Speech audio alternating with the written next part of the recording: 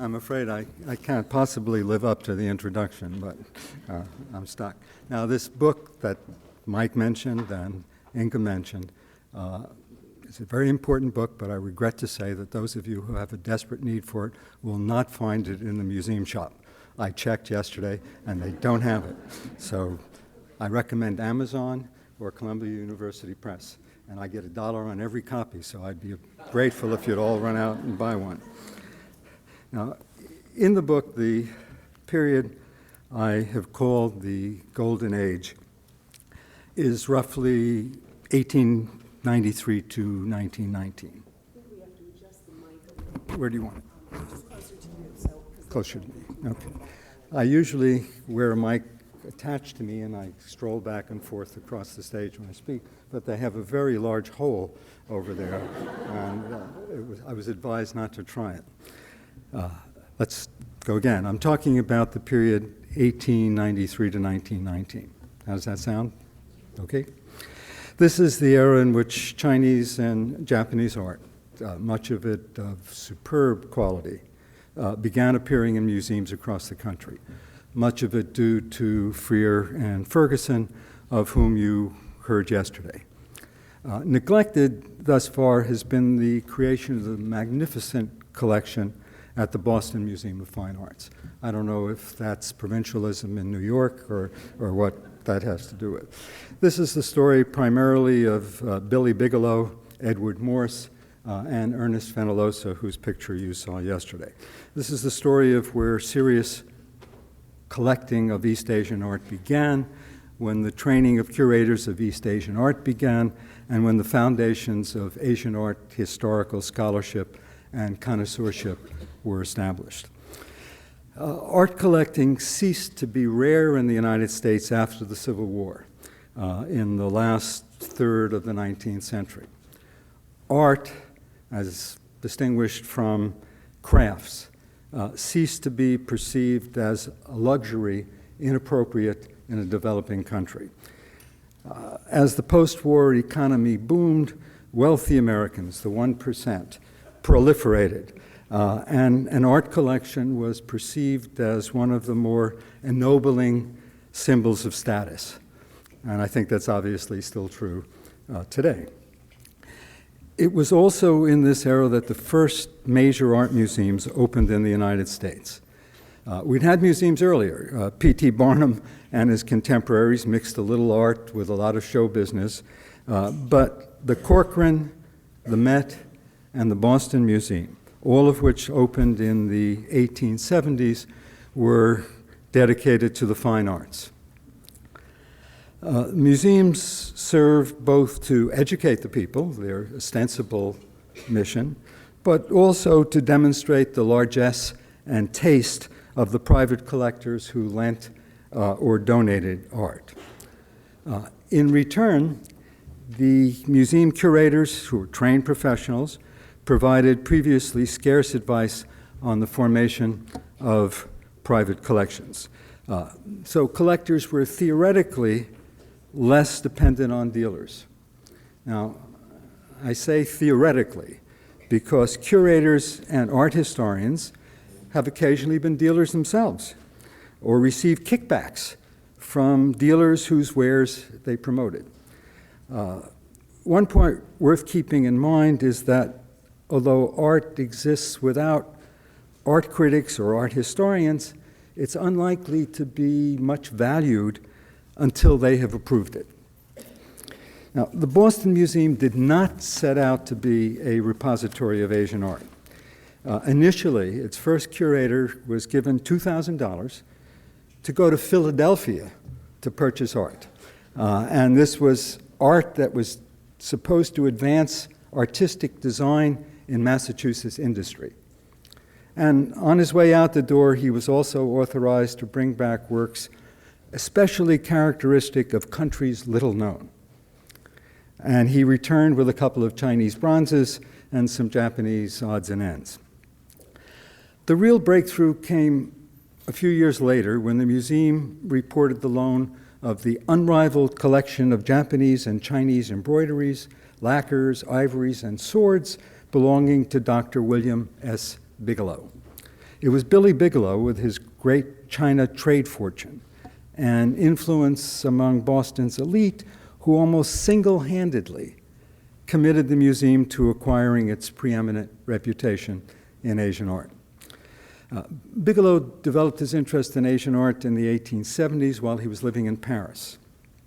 He was aided by Samuel Bing, who was Europe's leading dealer in Japanese art, and he collected the kind of Japanese art that was attractive to the French connoisseurs of the day. And then he showed it in Boston when he returned. In 1882, Bigelow, joined by Edward Morse, Ernest Fenollosa, and Okakura Kazuko, searched Japan for art treasures. Bigelow embraced Buddhism and stayed 7 years. In my book, there's a wonderful picture of him sitting out there on a rock, meditating, and I think it's worth buying the book just to see that picture. Morse was a zoologist and shell collector who had developed a love of Japanese pottery while teaching there. And he quickly put together the finest collection of Japanese pottery in the Western world. He was also, and perhaps more importantly, a specialist on latrines of the East. This was a privately circulated brochure by that title. Those of you who've traveled in Asia probably know how important having advanced information on that subject can be.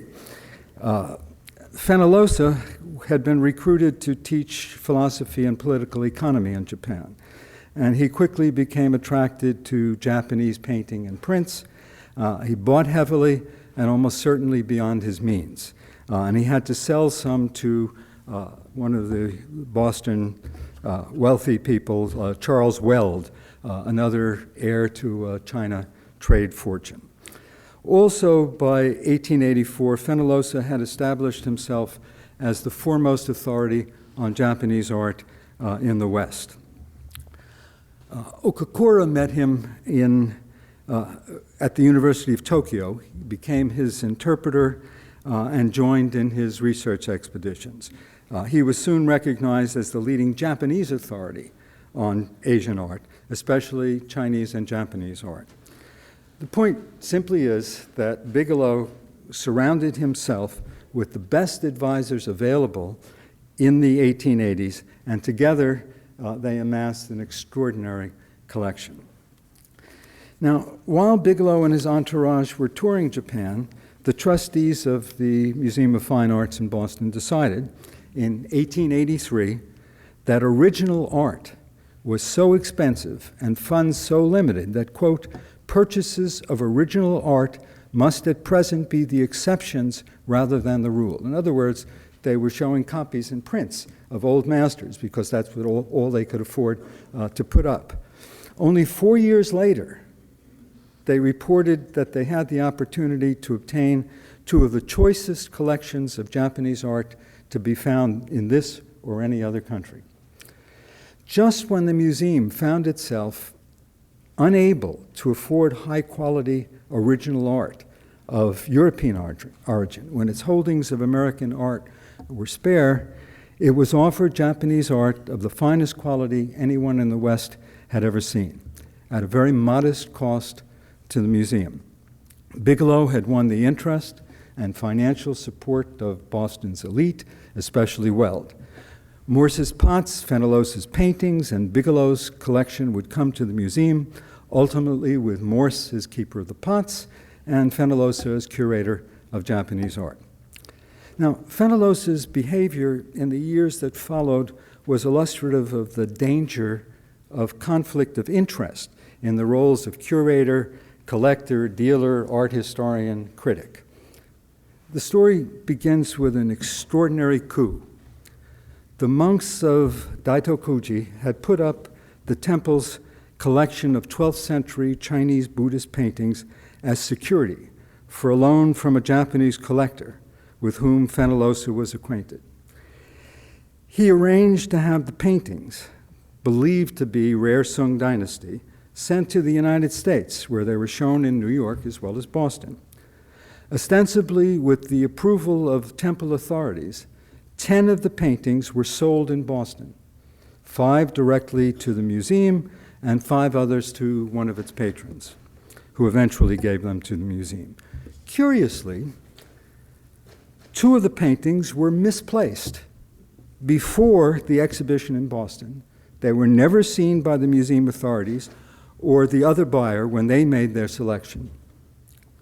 Several years later, when Fenollosa offered to sell one of them to Charles Freer, he explained that he had found it when he was packing the paintings to return to Japan and had accepted it as a gift from the Japanese.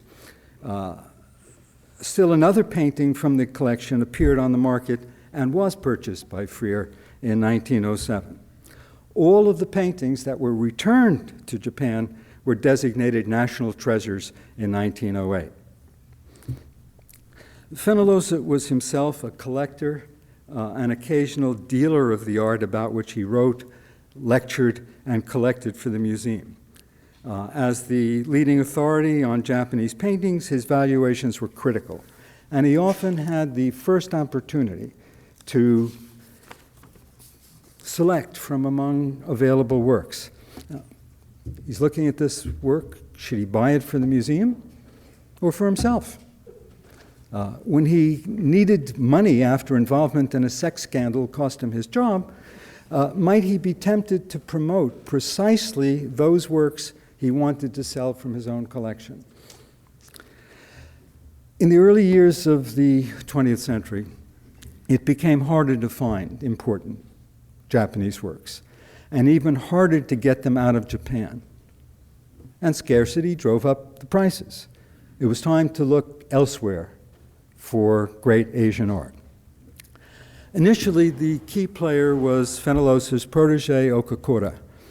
After Fenollosa was forced out, the Asia collection at the Boston Museum was adrift. In fact, the museum's assistant director wanted it buried in the basement with the study collections. The acting curator of the Asia collection was a man who specialized in Italian murals.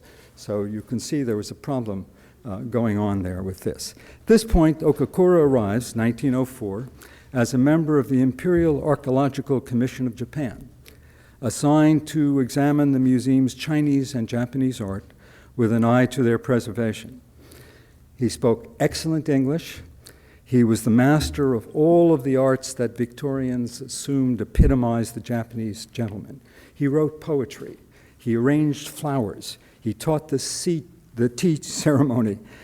Oozing charm, he won over the local upper-class matrons upon whom every great museum depends. Most importantly, Isabella, Stuart, Gardner. He was in trouble at home, not least financial, and he brought over what he thought he could sell in the United States, and Bigelow threw him a lifeline, arranging temporary employment at the museum, and Mrs. Gardner helped him with contacts. For several years, he served as advisor to the Department of Chinese and Japanese Art, becoming the curator in title as well as fact in 1911. His most important contribution was to point the way toward Chinese art. He had traveled in China, he'd studied the language, and he had set up a purchasing network centered on his nephew, who wandered throughout the country, photographing many of China's most important archaeological sites. When chaos came around the time of the 1911 revolution, when grave robbers were running rampant and Chinese connoisseurs feared for the safety of their collections, Okakura's nephew was there with Boston money. On one occasion, Okakura, presumably to amuse, confessed his fear that the money had been used to hire assassins. But he had the knowledge, the taste, the connections, the money, and the opportunity provided by turmoil in China. All of these things gave Okakura everything that he needed to obtain great Chinese treasures for the museum.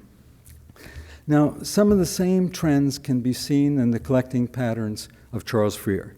Ms. Court spoke yesterday of his ceramic collection, and Ms. Wang will focus later on the derivation of his Chinese collection. Ingrid Larson, who got hurt the other day and isn't with us today, recently published an article on his Chinese paintings. I'd like to focus for just a few minutes on the evolution of his collecting habits. We know from presentations yesterday that he was a self-made millionaire, a man who developed a love of art as an impoverished youngster. He began collecting as soon as he had more money than he needed for room and board. He was a one-time factory worker and clerk. He made his fortune in the railroad car business.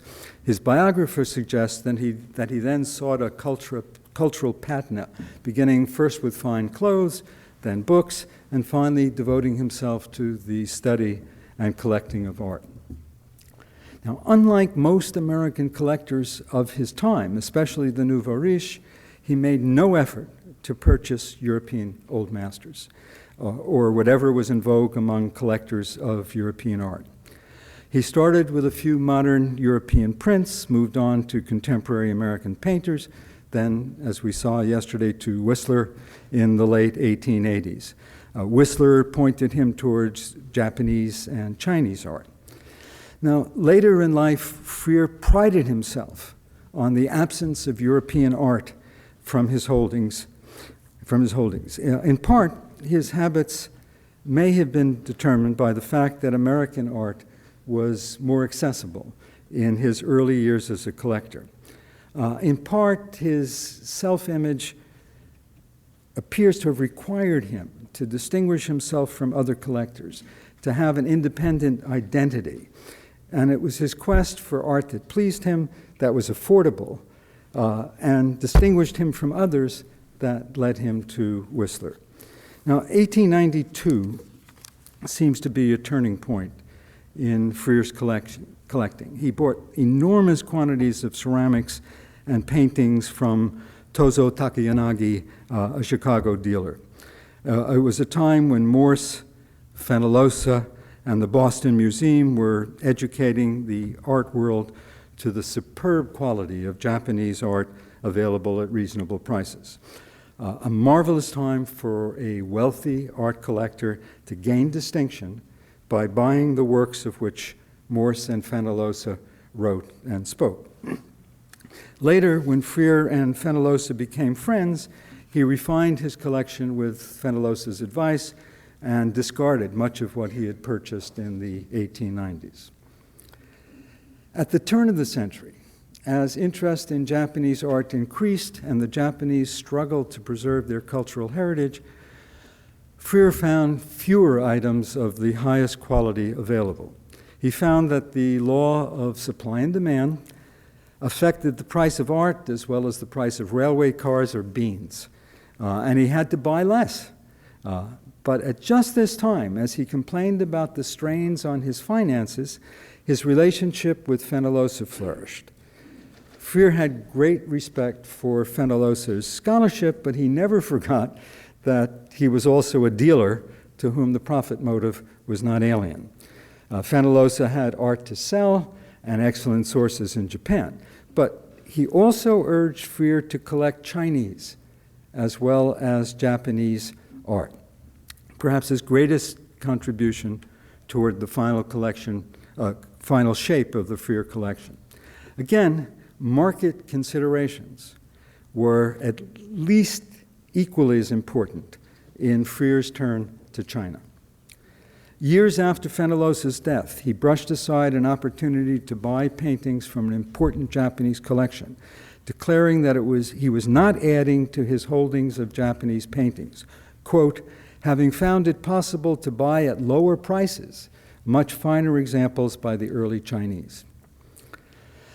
Two other points about Freer's role are important to bear in mind. First, his sense of mission, and second, his concern for the professional extraction and preservation of Chinese antiquities.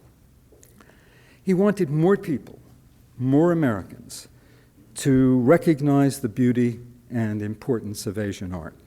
He was exceptionally generous with his hospitality, with parts of his collection, with advice and assistance to museums, and ultimately with the gift of his entire collection to his country. He was determined to leave a legacy that would facilitate the training of art historians, critics, and curators. He gave or sold at cost items from his collection to help the Cleveland Museum begin its own. Here in New York City, he worked closely with the man who was assigned to build the East Asian holdings of the Met. Was that the Dutch cleanser that we talked about yesterday? Allowing this gentleman to purchase items for the museum which Freer had originally optioned for himself. In the early years of the 20th century, ancient Chinese art of superb quality and in enormous quantities began to appear. Some of it came from the hands of impoverished Chinese collectors, generally officials who had fared badly after the Boxer Rebellion and especially after the Revolution of 1911. Most of it, however, came from accidental excavations by peasants or by laborers building railroads. Ancient tombs were rediscovered, and in the chaos that accompanied the disintegration of the Qing and the failures of the early republic, grave robbers, corrupt officials, dealers, and collectors conspired to wrest China's art treasures from the ground. During his trips to China in 1909 and again in 1909 to 1910, Freer purchased art from questionable sources. Okakura's nephew was buying, as were the leading Chinese and Japanese dealers.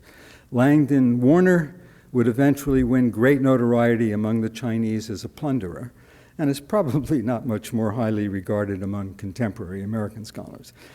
Many Westerners, perhaps especially American museums and individual collectors, purchased from, sometimes even contracted with those who despoiled temples and graves. And Freer had his own network.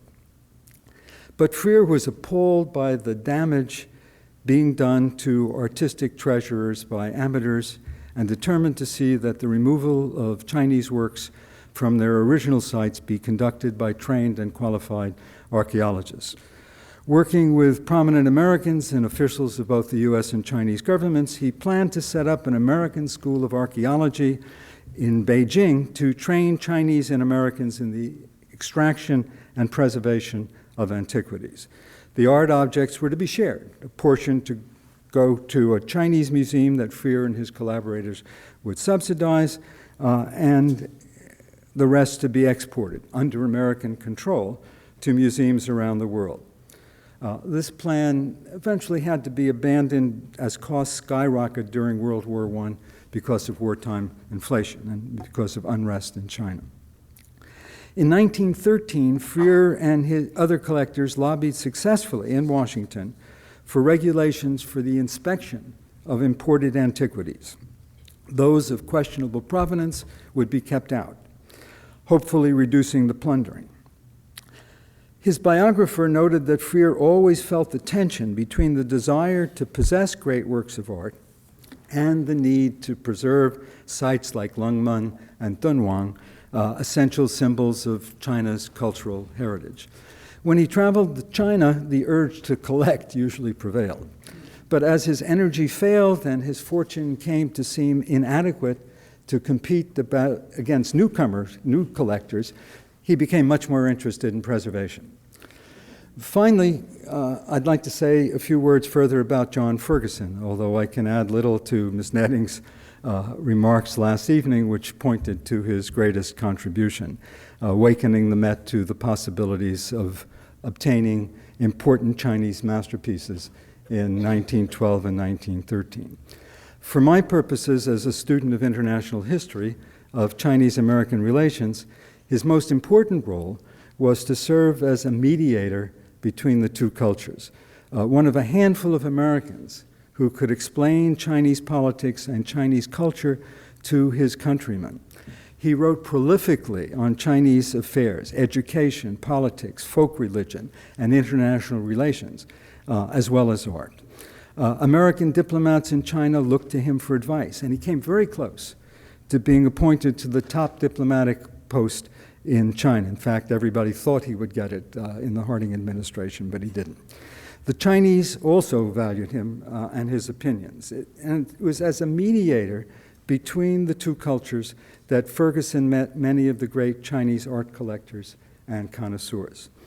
With money he made from a Shanghai newspaper that he'd bought in 1899 and his official posts in the Chinese government, He bought art from momentarily impecunious officials, particularly when they faced their annual cash flow problems around the Lunar New Year. After the revolution of 1911, many of his Chinese friends lost power and influence. Those who collected real estate sold land. Those who collected art sold art.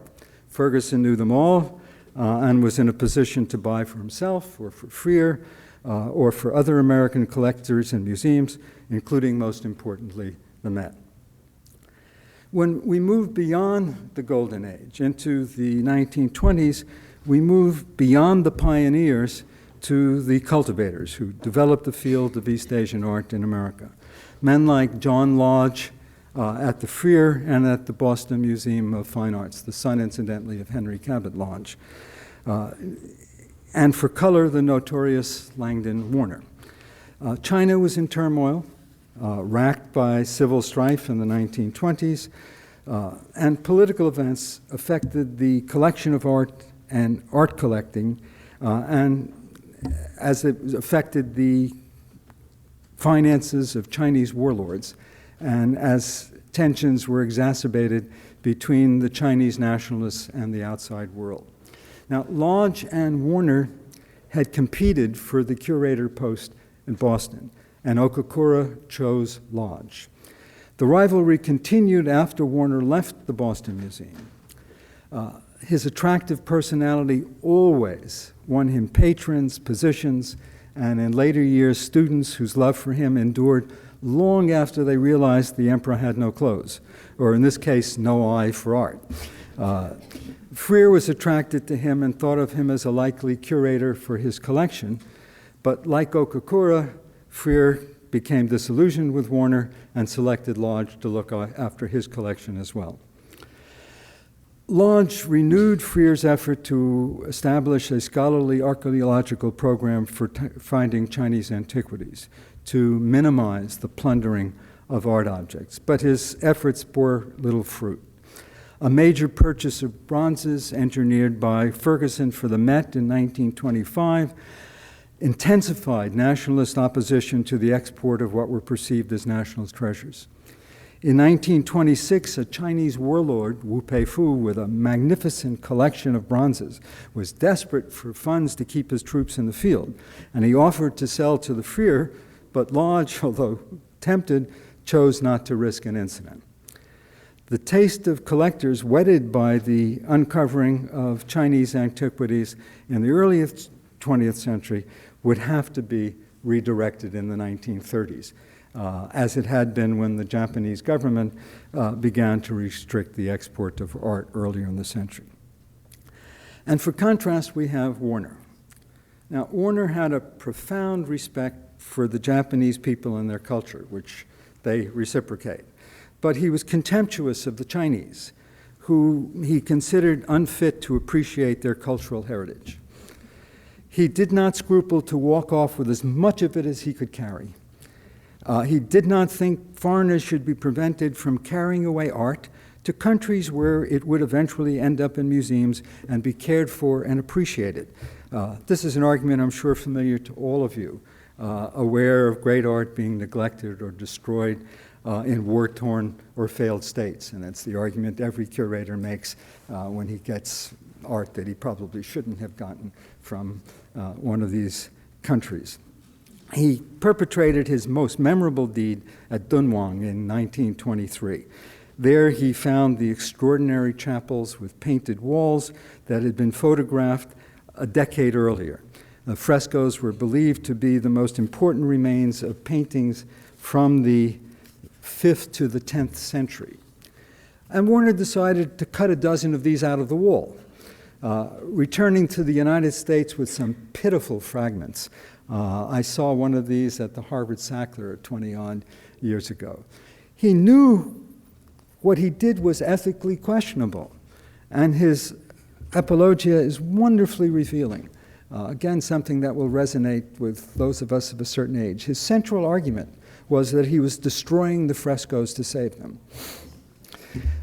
Need to note that no collector of that era is known to have rejected a piece on the grounds it had been stolen from the Chinese people. As long as collectors served as fences, thieves would provide the goods. Lodge, his collectors and his colleagues in the museum world and collectors generally were not as blatantly culpable as Warner, but we might entertain reservations about their moral superiority.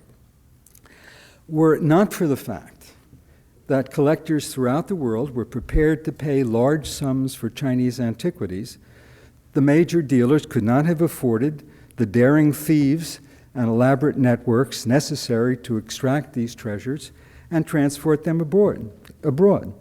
A stronger Chinese government might have prevented foreign raiders such as Warner from functioning. In the face of strong international demand, the intervention of a powerful government was necessary to halt the loss of China's heritage, and it did not exist.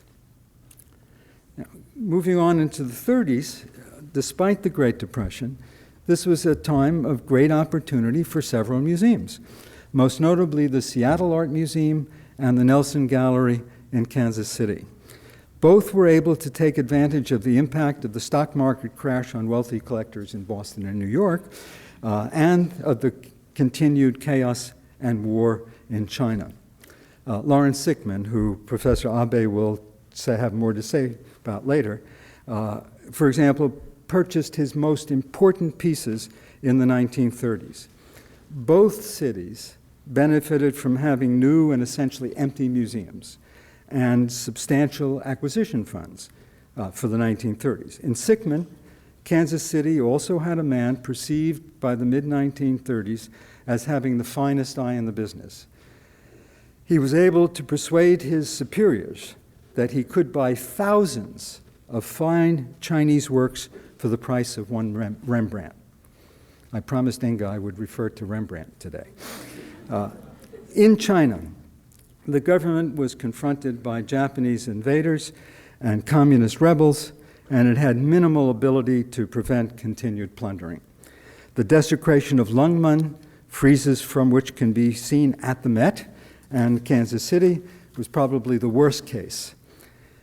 Full-scale war from 1937 to 1945 made it virtually impossible to get our art out of China or East Asia generally. But the immediate post-war years proved a bonanza.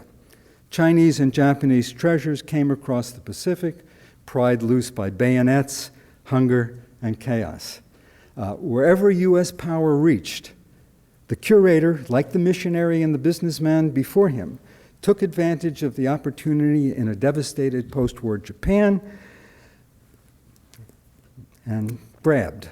This was a singular occasion for Americans serving in the occupation, such as Howard Hollis and Sherman Lee, to obtain superb works of art from needy Japanese and to use their power as occupation officials to persuade reluctant Japanese authorities to allow the art to leave the country. They even succeeded in having national treasures declassified so that they could be exported. And of course, American museums were the ultimate beneficiaries, particularly the Cleveland Museum, where Hollis and Lee had connections. And in the 1950s, we once again see supply and demand prevailing. Once the Chinese intervened in the Korean War and started killing Americans, the U.S. Treasury blocked Chinese sales in the United States. Curators tried desperately and unsuccessfully to win an exemption for art. They failed. Most of the treasures that became available in the 1950s and 60s went to Europeans. The price of Chinese art soared, and Japanese art became relatively cheap. Sickman, for example, had never bought a piece of Japanese art until the 1950s, when he had little choice if he wanted to expand the collection at the museum. In conclusion, I would note that interest in East Asian culture, not least its art, exploded in the 2 decades following World War II, as evidenced by the frequency and popularity of exhibitions of Chinese, Japanese, Korean, and Southeast Asian art, and by the desire to collect it. The collection of calligraphy, the art least accessible to Westerners, indicates a growing sophistication in American audiences. And perhaps the most obvious indication of interest is American leadership in the study of Chinese and Japanese art history, and you're hearing some of this from the other presenters who represent that quality. Our country may be in decline, and our museum curators have had increasing difficulty competing with Asian collectors at auctions, but it will be a very long time before any country can equal the level of East Asian art historical scholarship in the United States. Thank you.